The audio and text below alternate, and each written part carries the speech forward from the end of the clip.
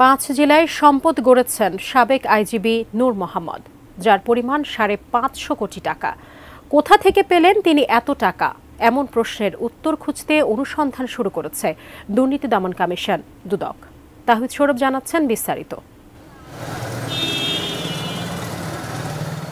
রাজধানীর মোহাম্মদপুরের মোহাম্মদিয়া হাউজিং লিমিটেডের 2 নম্বর রোডের 48 নম্বর হোল্ডিংয়ের এই বহুতল ভবনটি পরিচিত সাবেক আইজিপি নূর মোহাম্মদের স্ত্রীর বাড়ি হিসেবেই।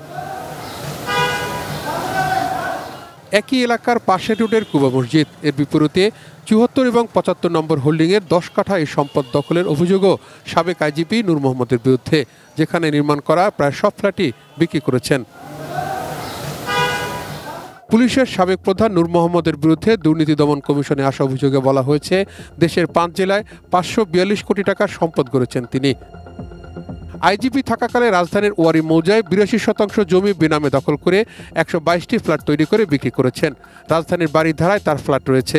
তথ্য গোপন করে পূর্বাঞ্চলে 10 কাঠার প্লট নিয়েছেন।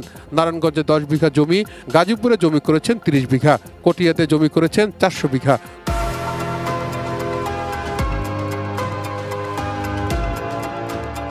খুলনা কিশোরগঞ্জে করেছেন মাছের ঘের। এই ধরনের যারা নাকি দুষ্কৃতিকারী দুর্বৃত্ত, যারা জাতীয় বেঈমান, তাদেরকে যতক্ষণ পর্যন্ত গ্রেপ্তার করে ওই খাঁচার মধ্যে না ঢুকানো হবে ততক্ষণ পর্যন্ত এই বাংলাদেশের দুর্বৃত্ত মাফিয়া চক্র, যারা শৈলের মধ্যে তোল চর্বি জন্মাইয়া দামি দামি গাড়ি দিয়ে ঘুরতেছে, এই দুর্বৃত্তরা থামবে না।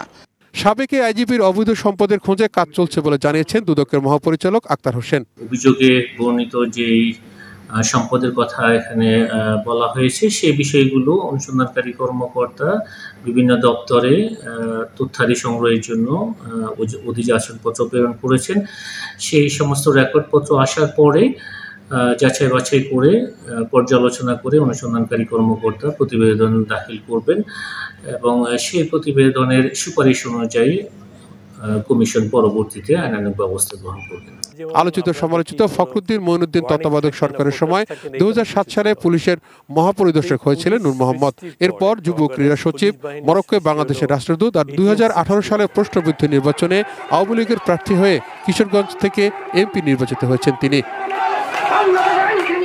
তাহিদ সৌরভ, এটিএন নিউজ, ঢাকা।